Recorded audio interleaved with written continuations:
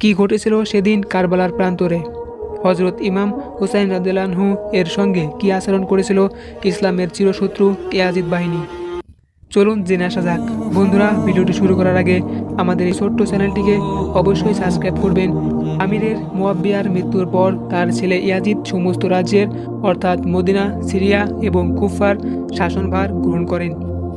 তখন ইমাম হুসাইন রাদিয়াল্লাহু আনহু মদিনায় ছিলেন।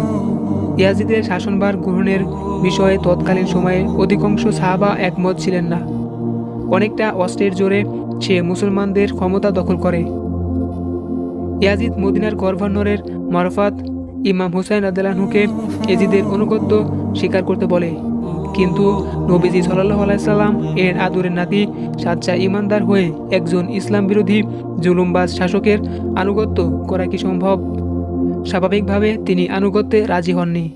তখন ইয়াজিদ মদিনার গভর্নরকে নির্দেশ দেয় বায়াত গ্রহণ না করলে ইমাম হুসাইনকে কারাগারে নিক্ষেপ করে শাস্তির ব্যবস্থা করতে। মদিনার গভর্নর তখন ভীষণ বিপদে পড়ে যান। তিনি কিভাবে প্রিয় নবীজির নাতিকে কারাগারে নিক্ষেপ করবেন? তিনি তখন হজরত ইমাম হুসাইন রাদিয়াল্লাহু আনহুকে অনুরোধ করেন মদিনা ছেড়ে অন্য কোথাও চলে যেতে। ইমাম হুসাইন রাদিয়াল্লাহু আনহু বাধ্য হয়ে তখন মক্কায় হিজরত করেন। হজরত ইমাম হুসাইন রাদিয়াল্লাহু আনহু তিনি মহানবী সাল্লাল্লাহু আলাইহি সাল্লাম এর আদর্শের প্রতীক। সেজন্যই তিনি ইয়াজিদের সঙ্গে আপোষ করেননি। ইতিহাস সাক্ষ্য দেয়, চরিত্রহীন ইয়াজিদ ক্ষমতার জোরে সত্য ও ন্যায়ের মসন্দে চেপে বসেছিল। তখন সমাজ ছেয়ে গিয়েছিল অনাচারের বিষপাপে। তাকওয়া তাহারাত ভুলে গিয়েছিল ইয়াজিদ। সে খোদার বিধানকে তোয়াক্কা না করে লিপ্ত হয়েছিল বেগানা নারী গমনে।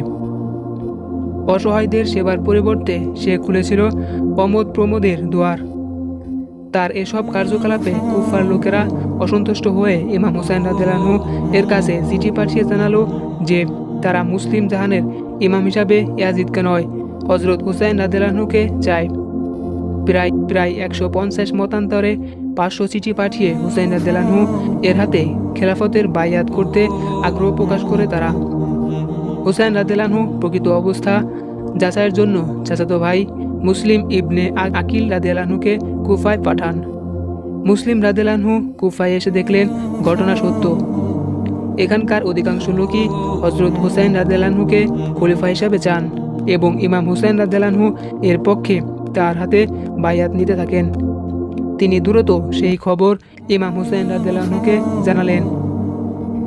এদিকে এক মুনাফিকের মাধ্যমে এই খবর ইয়াজিদের কাছে পৌঁছালে সে কুফার গভর্নর নোমান বিন বশিরকে বরখাস্ত করে তার জায়গায় উবাইদুল্লাহ ইবনে জিয়াদকে বসায় আর বলে দিল, তুমি বসরার গভর্নর, পাশাপাশি কুফারও গভর্নর, অতএব তুমি মুসলিম বিন আকিলের বিরুদ্ধে ব্যবস্থা করো।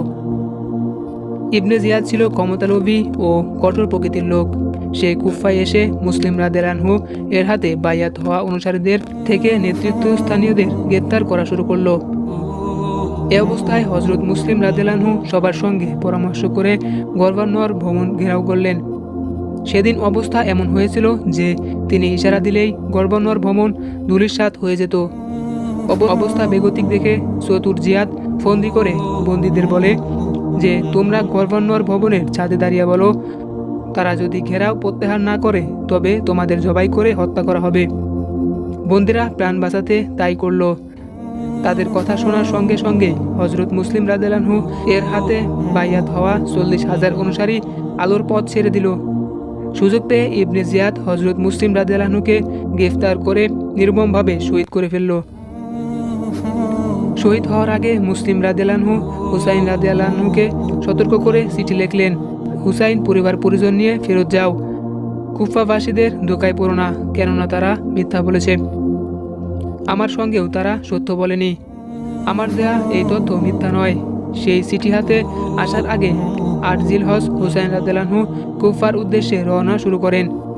স্ত্রী, পুত্র, আত্মীয় স্বজন, এমনকি দুগ্ধপোষ্য শিশুসহ 73 থেকে 74 জনের একটি কাফেলা নিয়ে মক্কা শরীফ থেকে কুফার দিকে রওনা হন তিনি। প্রতিমধ্যে মুসলিম রাদিয়াল্লাহু আনহু এর মৃত্যুর খবর শুনেন এবং তার নতুন চিঠিটি হাতে পান। এরপর ইমাম হুসাইন রাদিয়াল্লাহু আনহু কুফার পথ পরিহার করে সিরিয়ার পথ ধরেন। উদ্দেশ্য ছিল ইয়াজিদের সঙ্গে সাক্ষাৎ করা। কিন্তু ইয়াজিদের সৈন্যরা তার পথ রোধ করে। তারা তাকে কোথাও যেতে দিতে অস্বীকার করে। ফলে যুদ্ধ অনিবার্য হয়ে যায়। তিনি যে ভীরু নন, পিছুপা হওয়ার নন, তিনি আসাদুল্লাহিল গালিব, আলী ইবনে আবি তালিবের রক্ত, মহানবী সাল্লাল্লাহু আলাইহি সাল্লাম এর আদর্শের রক্ষা কবচ। তাই তিনি বীর বিক্রমের সামনে অগ্রসর হলেন। কুফা থেকে 2 মঞ্জিল দূরে কারবালার প্রান্তরে অসত্যের মূলোৎপাটনে সত্যের তরোয়ার ধরলেন। শুরু হলো তুমুল যুদ্ধ। কিন্তু হযরত ইমাম হুসাইন রাদিয়াল্লাহু এর বাহিনীর লোকজন কম হওয়ায় তারা শহীদ হতে থাকে। অপরদিকে শত্রুরা ইমাম হুসাইন রাদিয়াল্লাহু এর পবিত্র বদনে বৃষ্টির মতো তীর বর্ষা নিক্ষেপ করতে থাকে। আঘাতে আঘাতে তিনি রক্তে রঞ্জিত হলেন। একসময় আঘাত সহ্য করতে না পেরে তিনি ঘোড়া থেকে জমিনে পড়ে গেলেন। তখন নির্দয় সীমারের নির্দেশে জাহান্নামী সেনা ইবনে আনাস নখই হযরত ইমাম হুসাইন রাদিয়াল্লাহু এর মাথা মোবারক শরীর মোবারক থেকে বিচ্ছিন্ন করে ফেলে। অনুসন্ধানে দেখা যায় শাহাদতের পর হুসাইন ইবনে আলী রাদিয়াল্লাহু এর দেহ মোবারককে মোট 33টি বর্ষা এবং 34টি তরবারির আঘাত ছাড়াও অসংখ্য তীরের জখমের চিহ্ন বিদ্যমান ছিল এবং তার পক্ষের প্রায় 71 থেকে 73 জন শাহাদত বরণ করেন। বন্ধুরা, ভিডিওটি এ পর্যন্তই ছিল। যদি ভিডিওটি ভালো লেগে থাকে তাহলে একটি লাইক দিয়ে চ্যানেলটিকে সাবস্ক্রাইব করবেন এবং আপনার মূল্যবান মতামত কমেন্ট বক্সে অবশ্যই জানিয়ে যাবেন।